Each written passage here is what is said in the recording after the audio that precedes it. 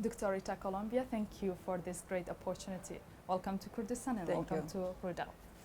Thank you. I want to ask first about the main takeaways from your report or assessment about the COVID-19 pandemic impact on health services and reproductive health facilities in Kurdistan and Iraq.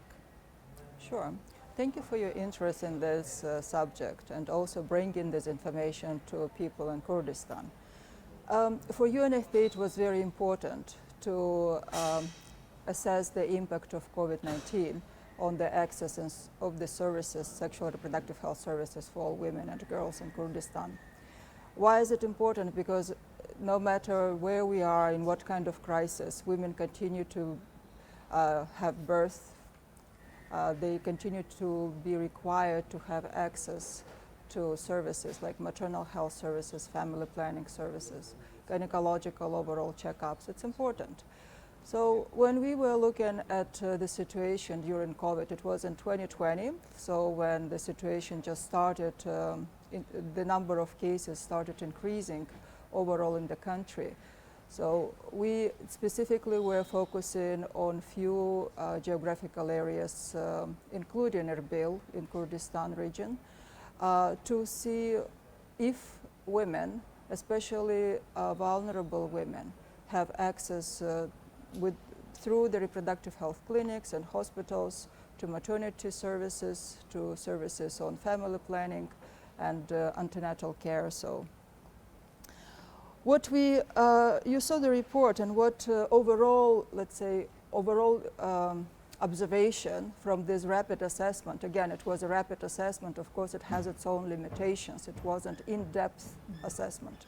So, but overall observation was that due to lockdown, due to some of the fear of women to get infection in hospitals and clinics, their access to services was significantly decreased. This is like on the demand side. So the demand for the services was decreased due to these specific factors related to COVID. So on the supply side, when we speak about hospitals and service providers, we also saw some obstacles for provision of reproductive health services. One of the obstacles was shortage of health personnel, because many of the doctors, nurses, midwives, they shifted their tasks to from the regular functions to emergency to provide services related to COVID. And of course, with this shift, there was not enough human resources in the health sector to fill the gaps. Okay. Before asking further and going into detail, I just want you to clarify, what do you mean when you say reproductive health facilities? Well, reproductive health facilities, let's say this is the clinics, like outpatients clinics, that provide services to pregnant women, to women who require like medical checkups related to gynecological issues. For example, services related to family planning, or yeah, something like that. Okay. So. You talked also about the vulnerable women. What do you mean? Who are It's a good question. When we speak about vulnerability, we can have many women acknowledge being vulnerable, but in our program, we address the vulnerability of internally displaced women, for example, refugees, women from impoverished areas like rural areas, and women with disabilities. Okay. In your assessment, you have identified some gaps. You talked about some of them. How serious are these gaps, shortcomings? Well, again, let me just give the time frame of this assessment. It happened last year when during the peak of the crisis. So, and of course, many things were not yet in place. And what we saw, it was in a way, it was a trend. We can say a negative trend that affected the services. For example, let me just give an example. In Erbil, some of the reproductive health clinics, it's not hospitals, it's just outpatient clinics at the primary health care level. So before almost 67% of these clinics were providing services on family planning, such as contraceptives, counseling for couples, individuals. But during COVID, this service was reduced to 8%. Only 8% of them were providing the services. However, the need in the services continues, especially we know that in the time of crisis, women require more attention because they may be even more affected by either humanitarian or health pandemic issues. Okay, you also mentioned that access to ultrasound and X-ray has dropped. What caused this, and was it serious? Was it temporary? Yeah. Well, I believe it is a temporary measure. Again, that happened due to the increased fear of people to come to facilities for additional medical services. Most of these services were decreased during like antenatal care, like pregnancy. So pregnant women, they were very scared to come to facilities due to COVID, exactly. And they preferred to stay home because it wasn't like a life-threatening situation for them. So that's why it decreased. However, let's say by medical standards, by health standards, they had to get tested, exempt. And of course, if this service completely ignored by pregnant women, it may have some it may have negative consequences for mother and for a child, so for a baby. That's why it's important, again, to make sure that this personal protective equipment, such as masks, right, they are available for both for medical personnel and also for women themselves. And most importantly, that people follow these preventive measures. Is it a good sign? Well, a good sign of awareness. Awareness is very important. People are following the measures. So actually, our survey, this assessment last year again showed that they don't. Oh. So, and that's not a very good sign. That's a bad sign, right? So they have a fear, and they stay home. That prevent them from receiving services as well. So, but at the same time, when they need to be at the clinic, even like for any other situation, it can be life-threatening situation. So they may not follow the preventive measures. For example, you would see from some of the data available in the assessment report. Again, it's a rapid assessment, right? So I think it's about. Not 100%, but a little bit more than 50% of clients in the health clinics, they were wearing masks. So, and even less were keeping the social distance. So, which shows us that the level of behavior, keeping the behavior, is not as we would like to see it. Awareness, yes, they all know. If we ask about the knowledge, majority of people who come to the clinics, they know that they have to require wearing masks, that they require keeping social distance. But when we look at the behavior, so that's a completely different situation. And that's where as well UNFPA with other UN agencies and the ministries at all levels, we're putting this effort to increase not only awareness but also help communities to change their behaviors. Okay, the assessment highlighted the shortage in the main reproductive health medications. What type of medication and how serious was it? Well, you know, when a pandemic hit the country quite significantly, so the supply chain was interrupted for a certain time. And for example, supplies, reproductive health supplies such as medication needed for the safe birth delivery or supplies needed for contraceptives. So right now the situation is much better. So the system managed to overcome this. But again, at the peak of the pandemic, when it just happened, there was an interruption in the supplies. And yes. Okay, you said the situation now is improving. Is this is due to vaccine arrival, or is it too early I to think say it's that? due to, okay, again, it's mobilization of different partners, mobilization of state agencies to make sure that, for example, even PPE, it's personal protection equipment, right, that it's also available at all levels. And of course, there is always a need to increase it, but at least the first front health workers are covered with PPE. So same for contraceptives, same for RH kits, for example. The situation is getting better because suppliers as well. Suppliers, they improving they're adjusting to the situation. So a vaccine, you mentioned vaccine. Yes, vaccine definitely is a game changer. And we all have high hopes that when all of population will be, or at least 80% of population is vaccinated, then there will be a break in terms of the COVID pandemic. But this is again very important for all people to understand this, that each of us have a role to play in this. It's not that I will not vaccinate, I will wait for others to do that.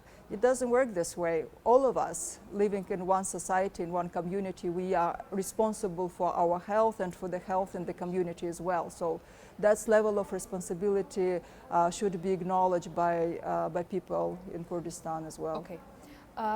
What about the impacts of COVID-19 pandemic on women with disabilities?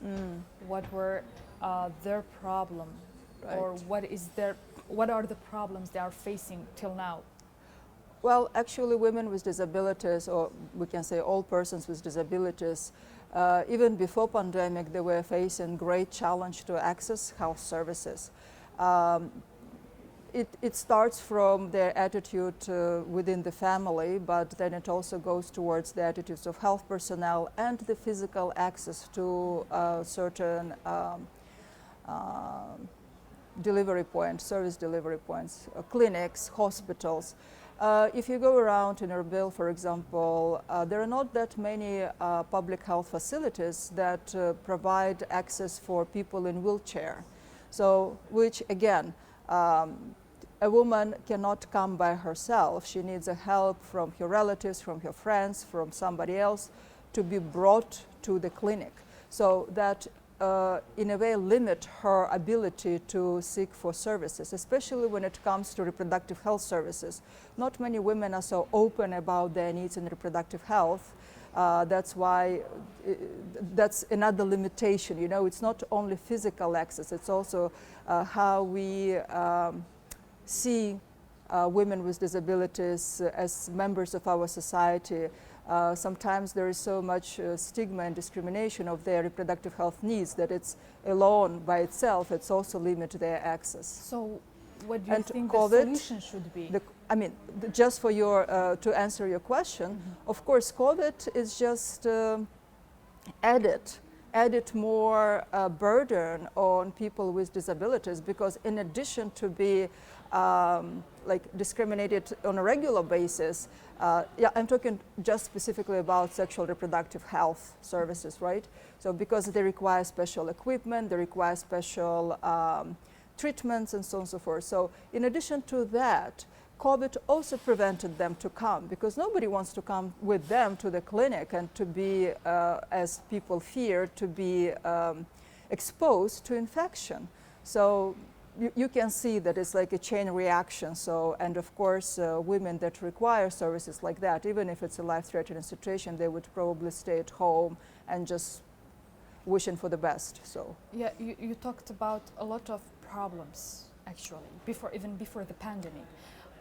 What should be the solution for this women especially? Yes, well, this is a problem which is our reality, it's our life, right? So, and the solution, what we are trying, like as UNFPA, together with other UN agencies, just for the information of also our listeners, for example, UN, it has disability inclusion strategy, and UN family in Iraq. So we really work very hard to make sure that this strategy is implemented in Iraq. And health sector is one of the key sectors, and the ministries of health are our main partners to ensure that all persons with disabilities receiving the services, health services, as they need it, because it's also their right. So the solution is maybe simple, but at the same time it's complex. And difficult. I would say complex because it requires many, it has many factors to be actually effective. We start with facilities, we start with infrastructure, right? So this is the easiest way to fix things. Just start with infrastructure. The most challenging thing is to fix in our beliefs and behaviors so that we as society supporting people with disabilities to exercise their rights, for health, and not only to exercise their rights to be educated. If we look at the children with disabilities, they don't have access to education. Not always they have access to education. So in a way, as I said, the issue of people with disabilities needs to be looked in complex, like not only fragmented by sectors, but comprehensive. And in Iraq, this is the real issue. We are running out of time, but this is an important point. So there are many people with disabilities living in Iraq, so about 10%. So we can consider people with disabilities. And it's all kinds of disabilities, including mental health, including physical abilities. So, and that's due to also the recent humanitarian crisis also had impact on an increased number of people with disabilities. Dr. Columbia, you are quoted as saying, no woman should die from giving birth or from lack of access to services even during pandemics. How optimistic are you about the prospect of improving health system?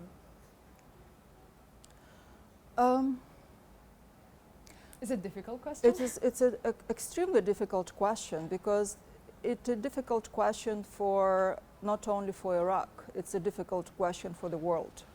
So you probably know one of our sustainable development goals that more than 190 countries signed up for is universal access to healthcare, to quality healthcare. So, and many countries struggling with this goal, including the industrial countries like Canada, like UK. It is a struggle, so it's not easy. However, it is needed. So definitely it is needed.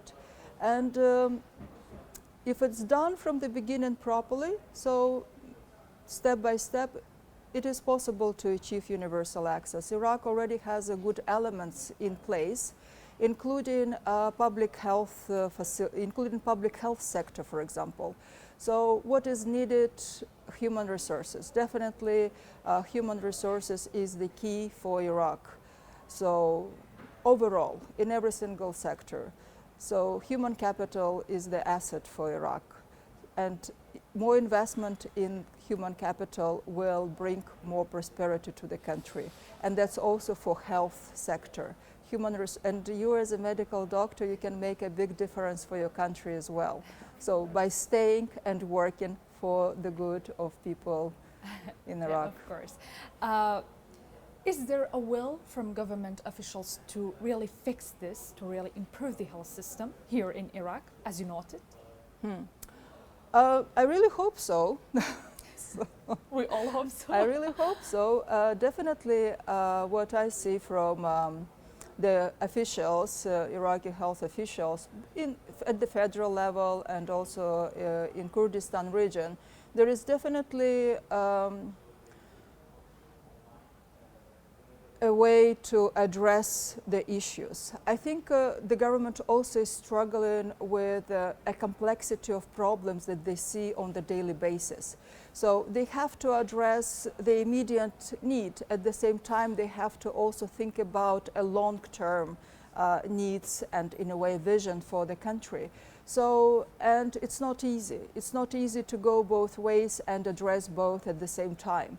So, especially when you have, like, the country was only coming out of humanitarian and then COVID came. So it's really not easy. And I feel honestly, I feel for the government. So, and UNFPA, and we want and we will support the health sector through the government, through other stakeholders as much as possible. Maybe it needs time. Time, yes, definitely. Yeah. Everything needs time. Okay.